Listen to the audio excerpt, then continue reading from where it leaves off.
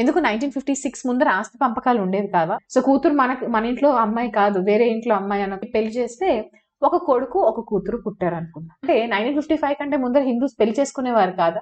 మరి ఇండియాలో హిందూస్ ఏ law follow అయ్యేవారు? అది అర్థం అవ్వాలి అంటే ఏదో ఒక బ్యాక్గ్రౌండ్ నాలెడ్జ్ ఉండాలి కదా. ఆ బ్యాక్గ్రౌండ్ నాలెడ్జ్ అసలు వాళ్ళు ఎవరు ఎక్కడ నీట్ గా చెప్పారనమాట. అందుకని this is one of the tough concepts. But don't worry, మనం అందరికీ అర్థమయ్యే విధంగా సింపుల్ గా బేసిక్స్ నుంచి అర్థం చేసుకుంటూ వచ్చి. Hello everyone, Hindu succession act లో కోపార్సనరీ ప్రాపర్టీ ఆర్ హెచ్యుఎఫ్ ప్రాపర్టీ అని ఒక వెరీ వెరీ స్పెషల్ టాపిక్ ఉంటుంది. నిజానికి section 6 of Hindu succession act లో దీని గురించి ఉంటుంది. మనం బేర్ యాక్ట్ ఓపెన్ చేసి చదవడానికి ట్రై చేసినా మనకు పెద్దగా ఏం అర్థం కాదు. First of all, bare act is bit complicated. మిగతా సెక్షన్స్ ఉన్నంత సింపుల్ గా section 6 of Hindu succession act ఉండదు. That is number 1. And the other thing is, మనకి అది అర్థం అవ్వాలి అంటే ఏదో ఒక బ్యాక్గ్రౌండ్ నాలెడ్జ్ ఉండాలి కదా. ఆ బ్యాక్గ్రౌండ్ నాలెడ్జ్ అసలు వాళ్ళు ఎవరు ఎక్కడ నీట్ గా చెప్పారనమాట. అందుకని this is one of the tough concepts. But don't worry, మనం అందరికీ అర్థమయ్యే విధంగా సింపుల్ గా బేసిక్స్ నుంచి అర్థం చేసుకుంటూ వచ్చి, అసలు ఈ సెక్షన్ 6 కోపార్సనరీ ప్రాపర్టీ అసలు ఎందుకు ఇంపార్టెంట్, అసలు ఎందుకు మనకు తెలియాలి ఈ విషయం అనేది మనం డిస్కస్ చేద్దాం. ఓకేనా, లెట్స్ గెట్ స్టార్టెడ్. ఒక విషయం నాకు చెప్పండి. హిందూ సక్సెషన్ యాక్ట్ అనేది 1956 లో వచ్చింది. సో 1956 కంటే ముందర సక్సెషన్ ఇండియాలో జరిగేది కాదా? ఎందుకు జరిగేది కాదు? జరిగేది కదా మ్యామ్. ఎందుకు 1956 ముందర ఆస్తి పంపకాలు ఉండేవి కావా? ఉండేవి కదా ma'am. Similarly, Hindu marriage act అనేది 1955 లో వచ్చింది. అంటే 1955 కంటే ముందర హిందూస్ పెళ్లి చేసుకునేవారు కాదా? అఫ్ కోర్స్ చేసుకునేవారు మ్యామ్, అవునా కాదా? సో మరి అలాంటప్పుడు 1956 కంటే ముందర, ఈ యాక్ట్స్ అవన్నీ రాక ముందర, మరి ఇండియాలో హిందూస్ ఏ లా ఫాలో అయ్యేవారు అని అంటే కస్టమరీ లా అని అంటాం. Customary law. ఇలా డిఫరెంట్ సోర్సెస్ ఉన్నాయి. ఇప్పుడు ఆ డిస్కషన్ అవసరం లేదు. But Hindu law or Hindu customary law ని ఫాలో అయ్యేవారు. ఈ హిందూ కస్టమరీ లాలో 2 ఇంపార్టెంట్ స్కూల్స్ ఉంటాయి. హిందూ కస్టమరీ లాలో గుర్తుపెట్టుకోండి, దెర్ ఆర్ 2 ఇంపార్టెంట్ స్కూల్స్. ఒకటి వచ్చేసి మితాక్షర. నోట్స్ లో రాసుకుంటున్నారా? మళ్ళీ ఇంత సింపుల్ గా ఇంకెక్కడ మీకు ఎక్స్ప్లెనేషన్ దొరకదు, అది నా guarantee. So please note it down. Mitakshara school అని ఒక స్కూల్ ఉండేది. అలాగే దయాభాగా స్కూల్ అని వేరే స్కూల్. 2 స్కూల్స్ ఉండేది. ఓకే, ఇండియాలో most of the country, large parts of the కంట్రీలో మితాక్షర స్కూలే ఫాలో అయ్యేవాళ్ళం. వెరీ ఫ్యూ పార్ట్స్, బెంగాల్, అలాగే ఇప్పుడున్న అస్సాంలో కొన్ని పార్ట్స్, బెంగాల్, అస్సాం, అలా ఈస్టర్న్ పార్ట్స్ ఆఫ్ ద కంట్రీలో కొన్ని పార్ట్స్ లో మాత్రమే దయాభాగా స్కూల్ ఫాలో అయ్యేవాళ్ళం అనమాట. సో మెజారిటీ ఆఫ్ ఇండియాలో మాక్సిమం హిందూస్ అందరూ ఏం ఫాలో అయ్యేవారు మ్యామ్ అంటే ఈ మితాక్షర స్కూల్లో చెప్పిన విషయాలనే ఫాలో అయ్యేవాళ్ళం అనమాట. మితాక్షర స్కూల్లో చాలా రూల్స్ ఉండేవి. మ్యారేజ్కి రిలేటెడ్ కానివ్వండి, విమెన్ రిలేటెడ్ కానివ్వండి, ఆస్తి పంపకాలు రిలేటెడ్, ఇలాగా డిఫరెంట్ ఆస్పెక్ట్స్ కవర్ చేస్తూ మితాక్షర స్కూల్లో రూల్స్ ఉండేవి. ఇండియాలో మెజారిటీ ఆఫ్ ద కంట్రీలో మితాక్షర స్కూల్ని ఫాలో అయ్యేవాళ్ళం. ఓకే, ఇక్కడ వరకు బాగానే ఉంది మ్యామ్. బాగానే ఉంది. మితాక్షర ఫాలో అవుతూ ఉన్నప్పుడు మీరు ఒకటి విషయం గమనించాలి. ఇప్పుడు ఇండియాలో మనం మాట్లాడుకుంటే న్యూక్లియర్ ఫ్యామిలీస్, అంటే ఉమ్మడి కుటుంబాలు కాకుండా వేరే కాపురాలు అన్న కాన్సెప్ట్ ఇప్పుడు ఇండియాలో చాలా పాపులర్. బట్ మనం 1900s గురించి మాట్లాడుకుంటున్నాం. 1900s కంటే ముందర గురించి మాట్లాడుకుంటున్నాం. 1800s, 1700s, independence time, just before independence.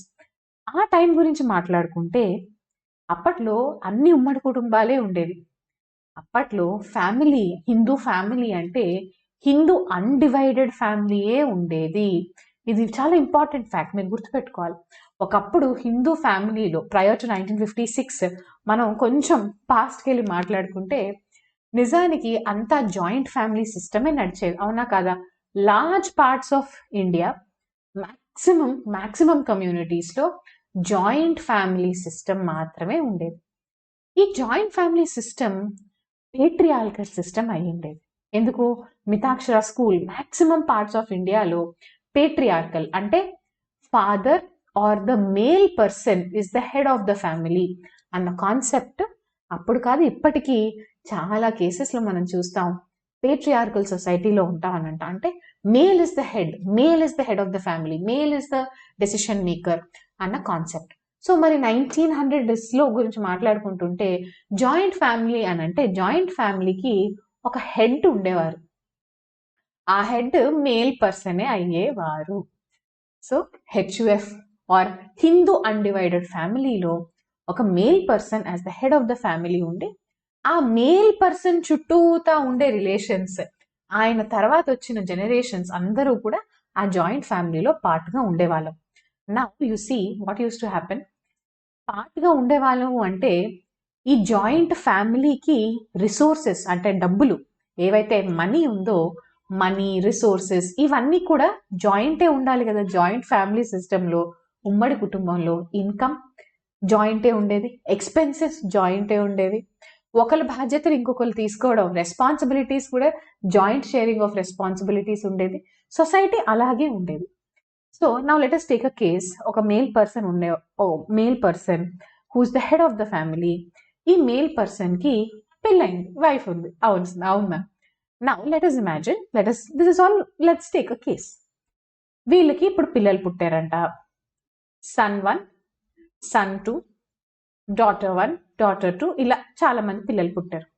నేను ఇక్కడ ఒక ఎగ్జాంపుల్కి 3 4 గీసాను. అప్పటి కాలంలో అంటే చాలా మంది పిల్లలే ఉండేవారు. ఇప్పుడు వీళ్ళకి మళ్ళీ పెళ్ళిళ్ళు అవుతాయి, వీళ్ళకి అందరికి వైఫ్స్ హస్బెండ్స్ వస్తారు, డాటర్స్ పెళ్లి చేసుకొని వేరే ఇళ్లలోకి వెళ్ళిపోతారు. ఈ సన్స్కి మళ్ళీ పిల్లలు పుట్టడం, ఇలాగా చైన్ ఎంటైర్ జనరేషన్ నడుస్తూ ఉండేది. అవునా కదా? మనం అన్ని జనరేషన్స్ గురించి మాట్లాడుకోవద్దు, కానీ కొన్ని జనరేషన్స్ వరకు ఇప్పుడు కిందకి వెళ్దాం. ఈ ఫస్ట్ సన్కి వైఫ్ ఉందంట. ఈ వైఫ్ పెళ్ళైంది, కొత్త కోడలు ఇంట్లోకి వచ్చింది, వీళ్ళిద్దరికి ఇప్పుడు పిల్లలు. సో లెట్ us సే SS1, SS2 అని ఇద్దరు కొడుకులే. కానీ S2కి సన్ 2కి పెళ్లి చేస్తే ఒక కొడుకు ఒక కూతురు పుట్టారు అనుకుందాం. మళ్ళీ నెక్స్ట్ ఇంకొకరు, మళ్ళీ వీళ్ళకి పెళ్ళిళ్ళు అవుతాయి. ఇక్కడ కూతురు వేరే ఇంటికి వెళ్ళిపోతుంది. Traditional system. సో కూతురు మన ఇంట్లో అమ్మాయి కాదు, వేరే ఇంట్లో అమ్మాయి అన్న కాన్సెప్ట్. సో కూతురు అక్కడికి వెళ్ళిపోతుంది. సో వాళ్ళ గురించి మనం పట్టించుకోకర్లేదు.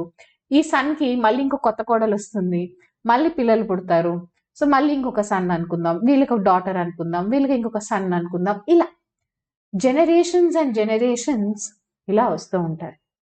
నా ఇలా ఉన్న ఈ ఫ్యామిలీలో కొన్ని జనరేషన్స్ ని మనం కోపార్సనరీ అని అంటాం. ఇలా మీరు ఎంతకైనా గీసుకుంటూ పోవచ్చు మ్యామ్ అంటే ఎస్, మీరు అలా చార్ట్ గీసుకుంటూ పోవచ్చు. పార్టీషన్ అవ్వనంత వరకు అదొక పెద్ద జాయింట్ ఫ్యామిలీగా వాళ్ళందరూ కలిసిమెలిసి ఉండొచ్చు, దాంట్లో తప్పలేదు. బట్ ఇక్కడ గుర్తుపెట్టుకోవాల్సింది ఏంటి, ఇలా ఉన్న వాళ్ళని మనం ఏమంటున్నాం? హిందూ అన్డివైడెడ్ ఫ్యామిలీ, HUF అని అంటున్నాం, హిందూ అన్డివైడెడ్ ఫ్యామిలీ. బట్ ఈ హిందూ అన్డివైడెడ్ ఫ్యామిలీలో కొన్ని జనరేషన్స్, గుర్తుపెట్టుకోండి, హిందూ అన్డివైడెడ్ ఫ్యామిలీలో కొన్ని జనరేషన్స్ లో ఉన్న మేల్ మెంబర్స్ ని మనం కోపార్సినరీ అని అంటాం. కోపార్సినరీ అని అంటాం. సో ఇప్పుడు మీరు ఈ మొత్తం చార్ట్ కూర్చొని గీస్తే వచ్చేదేంటి? HUF. మీరు ఒక హిందూ అన్డివైడెడ్ ఫ్యామిలీ యొక్క చార్ట్ గీసినట్టు. ఈ హిందూ అన్డివైడెడ్ ఫ్యామిలీలో కొన్ని generations of male members count చేస్తే మీరు కోపార్సినరీ ప్రాపర్టీని చూసుకున్నట్టు. నిజానికి మనము తరచుగా వింటూ ఉంటాం, తరతరాలుగా మాకు ఆస్తులు ఉన్నాయి, ఆర్ యాన్సెస్ట్రల్ ప్రాపర్టీ, ఇది యాన్సెస్ట్రల్ ప్రాపర్టీ కాబట్టి నాకు హక్కులు ఉంటాయి, ఇలాంటి విషయాలు మీరు వింటూ ఉంటారు. అవునా కాదా? ఆ కాన్సెప్ట్, యాన్సెస్ట్రల్ ప్రాపర్టీ అన్న కాన్సెప్ట్ నిజానికి ఈ కోపార్సనరీ ప్రాపర్టీ నుంచి వచ్చిందనమాట. సో ఒరిజినల్ గా 1956 కంటే ముందర మితాక్షర స్కూల్లో ఏం చెప్పారు అని అంటే, ఒక్కసారి యూ హ్యావ్ టు లిసన్. ఏం చెప్పారు చూద్దాం.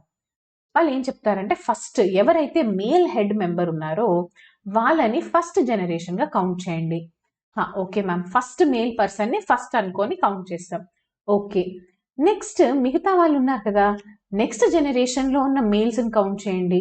వీళ్ళ కింద జనరేషన్ అంటే ఇద్దరు మేల్స్ ఉన్నారు. సో వాళ్ళు సెకండ్ జనరేషన్ లో మేల్స్, వాళ్ళని కౌంట్ చేయండి. ఎస్, కౌంట్ చేసాం మ్యామ్, సెకండ్ జనరేషన్ మేల్స్. దాని తర్వాత థర్డ్ జనరేషన్ కి రండి. థర్డ్ జనరేషన్ లో కూడా మళ్ళీ ఇంకొంత మగపిల్లలు పుట్టారు కదా, వాళ్ళని మళ్ళీ ఐడెంటిఫై చేయండి. చేసాం మ్యామ్, థర్డ్ జనరేషన్ మేల్స్. వాళ్ళకి మళ్ళీ పిల్లలు ఉన్నారా? ఉన్నారు. సో మళ్ళీ ఒక 4th జనరేషన్ ఆఫ్ మేల్స్ వచ్చారు మ్యామ్. ఇలా ఎన్ని జనరేషన్స్ వెళ్తాము అని అంటే టోటల్ 4 జనరేషన్స్. ఎన్ని జనరేషన్స్? 4 జనరేషన్స్. ఈ 4 జనరేషన్స్ లో main head of the family ఉన్నారు కదా, head of the family plus 3 generations. కాకపోతే ఈ 3 జనరేషన్స్ లో ఓన్లీ మేల్ మెంబర్స్ నే కౌంట్ చేయాలి. ఇది కోపార్సనరీ అని 1956 ముందర ఇండియాలో ఉండేదన్నమాట. సో నిజానికి పాయింట్ ఏంటి అని అంటే, మీరు హిందూ అన్డివైడెడ్ ఫ్యామిలీలో మెంబర్ అయి ఉండొచ్చు, కానీ మీకు ఆస్తిలో వాటా రావాలి అని అంటే కోపార్సనరీ అయి ఉండాలి. సో ఒక్కసారి చూడండి, నిజానికి హెడ్ ఆఫ్ ద ఫ్యామిలీ తర్వాత వాళ్ళ Sons, grand Sons, great grand Sons, వీళ్ళకి మాత్రమే ఆస్తిలో ఏముండేది? షేర్ అనేది ఉండేది. కాబట్టి వాళ్ళని ఏమనేవాళ్ళు? కోపార్సనరీ అని అనేవాళ్ళు.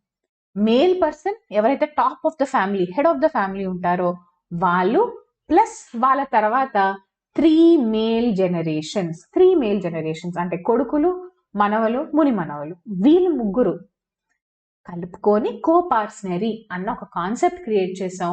కోపార్సనరీలో ఉన్న వాళ్ళకే ప్రాపర్టీ వస్తుంది. అంటే 1956 కంటే ముందర మాట్లాడుతున్నాను, 1956 కంటే ముందర వైఫ్ హిందూ అన్డివైడెడ్ ఫ్యామిలీలో మెంబరే. నిజానికి మేల్ పర్సన్ ఈ వైఫ్ని పెళ్లి చేసుకోకపోయి ఉంటే అసలు నెక్స్ట్ జనరేషన్సే ఉండేవి కావు, అసలు కుటుంబం అనేది ఉండేది కాదు. అయినా సరే వైఫ్కి మనం ఎటువంటి వాటా ఇవ్వం. ఎందుకు? వైఫ్ ఫీమేల్, కోపార్సనరీ డెఫినేషన్లో అసలు ఫీమేలే ఉండరు. సిమిలర్లీ కొడుకులతో పాటు నా కూతుర్లు కూడా ఉన్నారు. అదే జనరేషన్లో కొడుకులతో పాటు నాకు బోలెడ్ మంది కూతుర్లు కూడా ఉన్నారు.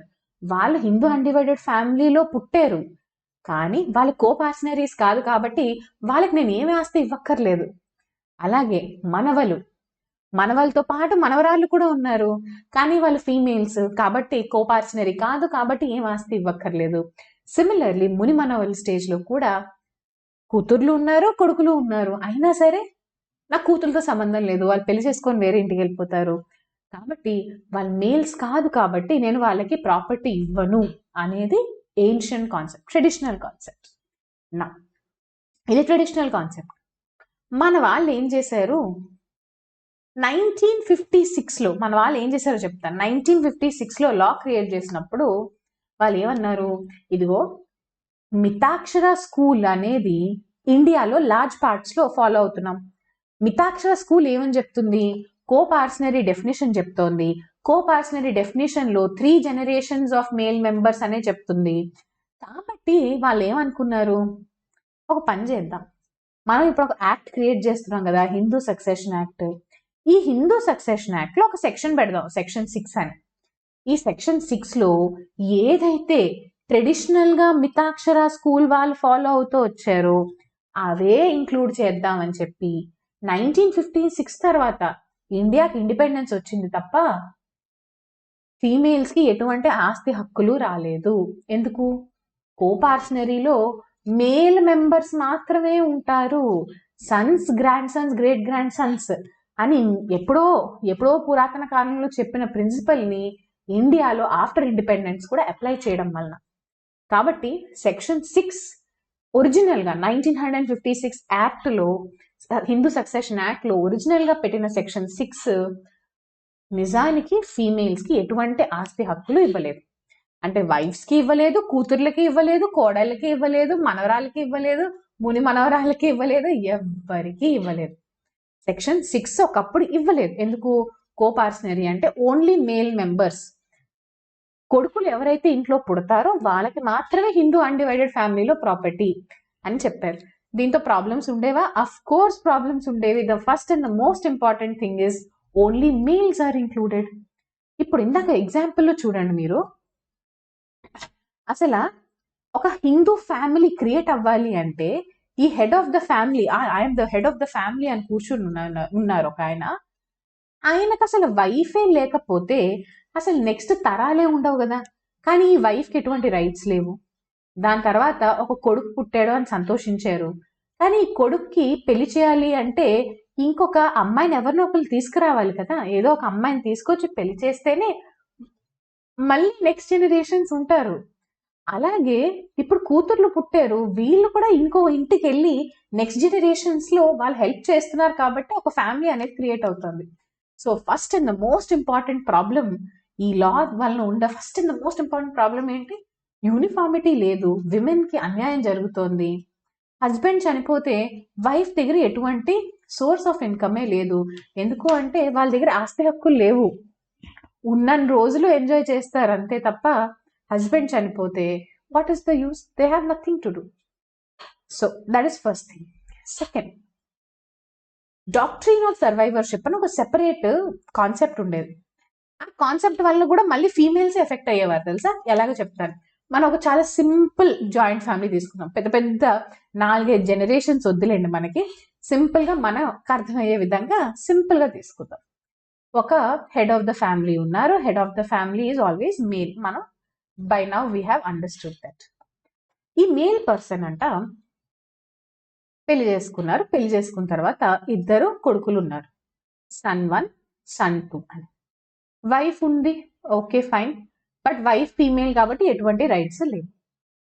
ఇప్పుడు లెట్ అస్ ఇమాజిన్ వీళ్ళందరూ కలిపి ఒక కేక్ తినాలంట. ఒక రౌండ్ పీస్ ఆఫ్ కేక్ ఉంది, ఆ కేక్ ఇస్ ద మనీ అనుకుందాం. మనీ ఆర్ ప్రాపర్టీని మనకు అర్థమయ్యే భాషలో ఒక కేక్ అనుకుందాం. ఈ ఫ్యామిలీలో ఉన్న మెంబర్స్ ఆ కేక్ ని ఎంజాయ్ చేయాలి. ఓకే, ఈ రౌండ్ కేక్ ని ఈ ఫ్యామిలీలో మెంబర్స్ ఎంజాయ్ చేయాలి. ఎవరు ఎంజాయ్ చేయగలరు? As per the traditional concept only male మెంబర్సే కదా. ఇప్పుడు ఈ చిన్న ఫ్యామిలీలో మేల్ మెంబర్స్ ఎవరున్నారు అంటే 1, 2, 3. ఎంతమంది మేల్ మెంబర్స్ ఉన్నారు మ్యామ్? 3 మేల్ మెంబర్స్ ఉన్నారు. సో అప్పట్లో లా ఏం చెప్పేది? ఎంతమంది మేల్ మెంబర్స్ ఉంటే అందరికి ఒక్కొక్క వంతు ఇవ్వండి. సో హెడ్ ఆఫ్ ద ఫ్యామిలీకి 1/3 ఇచ్చారు, సన్ ఒక కొడుక్కి 1/3 ఇచ్చారు, ఇంకో కొడుకు కూడా 1/3 ఇచ్చారు. ఇలా ముగ్గురు మధ్యన ఆ కేక్ ని 3 భాగాలుగా ఈక్వల్ గా డిస్ట్రిబ్యూట్ చేసి వాళ్ళకి అంతంత హక్కు 1/3 1/3 1/3 అని చెప్పారు. Okay fine.